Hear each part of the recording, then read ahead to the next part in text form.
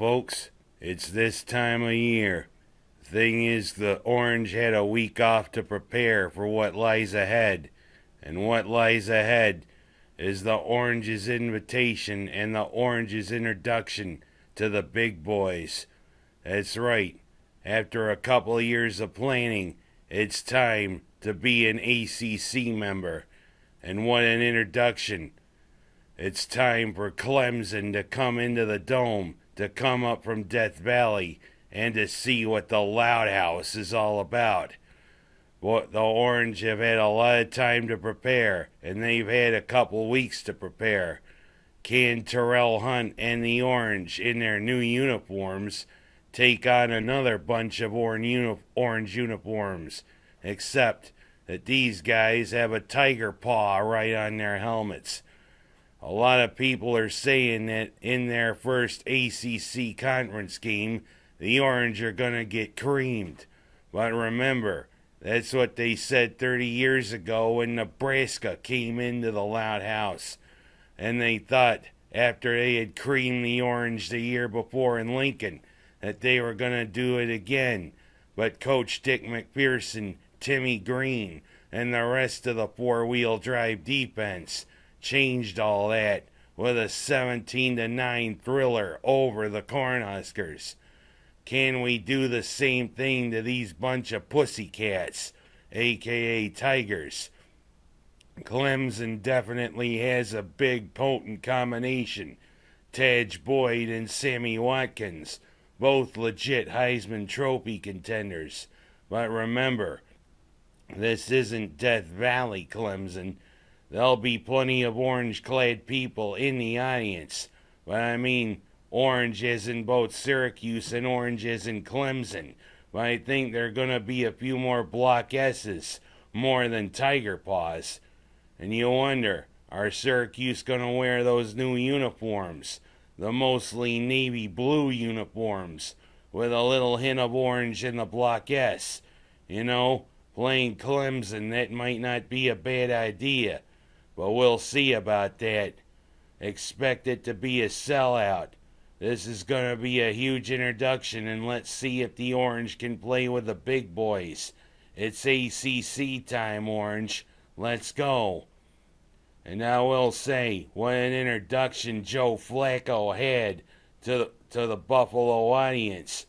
You know, everybody thought that he was going to feast on the Bills' depleted secondary after the Bills last week looked like the lily-livered, bow-legged varmints.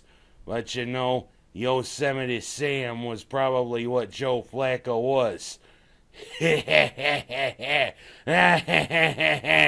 But then after he saw what the depleted Bills secondary and the defense did to him, he probably got this laugh.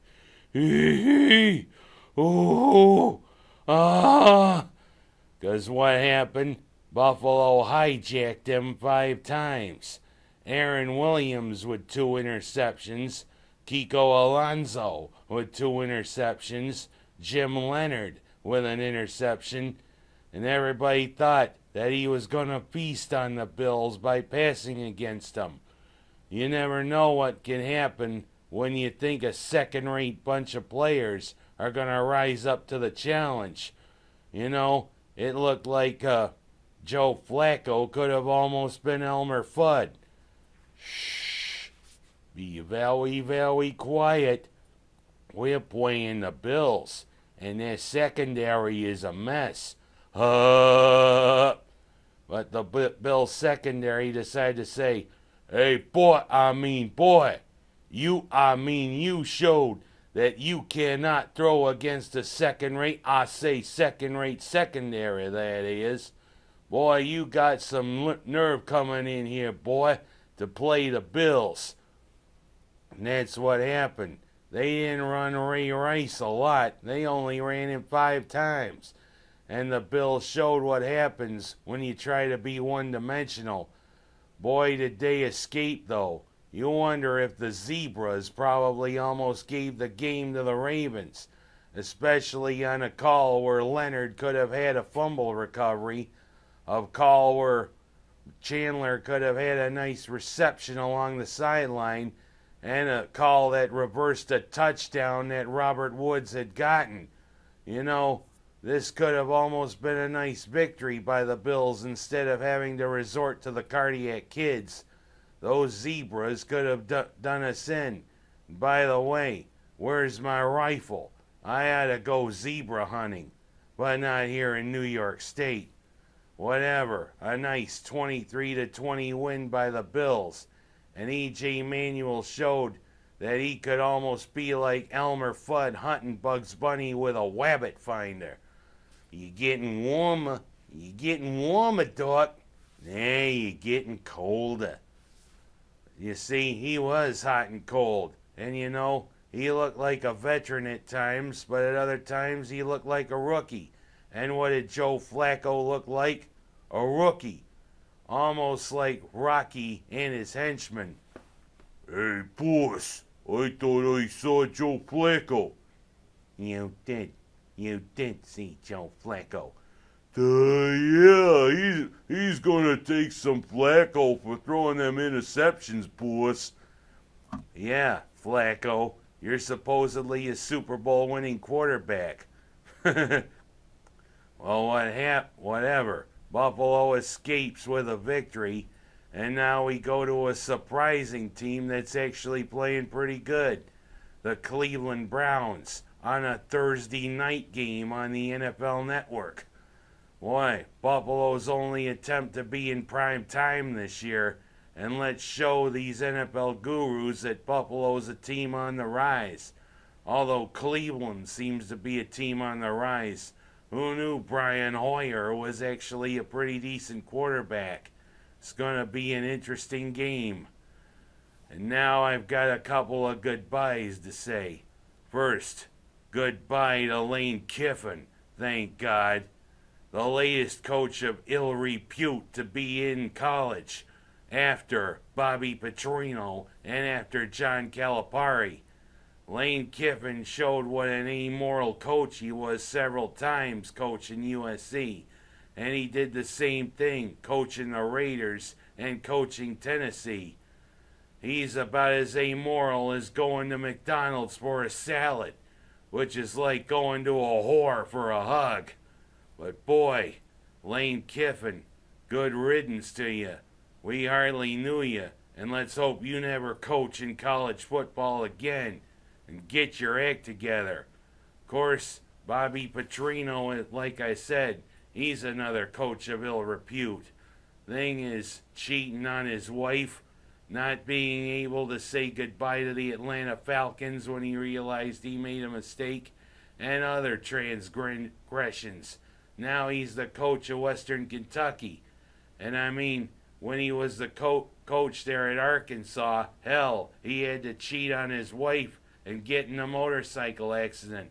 Hell, I wouldn't use a stolen dildo. And by the way, Calipari always, get leaving programs with a lot of sanctions. Massachusetts, Memphis State, and now he's the coach of Kentucky. And Kentucky is ranked #1 in preseason polls. John Chaney should have taken your head off at that press conference. You know what? Those are 3 coaches of ill repute. I hope we say goodbye to them. Because you know what? I hope the door doesn't hit him in the ass on the way out. I'm going to say a good goodbye right here. Mariano Rivera.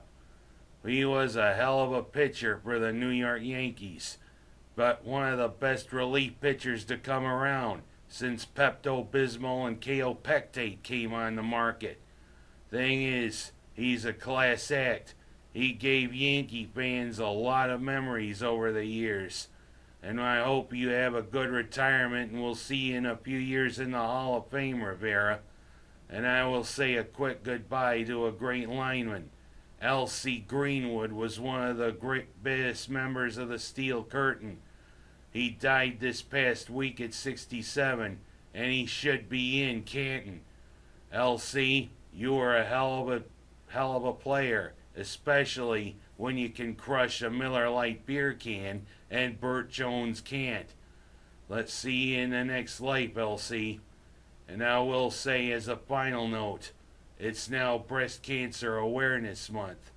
And unfortunately, in my case, a friend of mine now is battling this disease. Let's all wear our pink this month, and let's hope that help can find a cure, not only for this dreaded form of cancer, but for any type of cancer.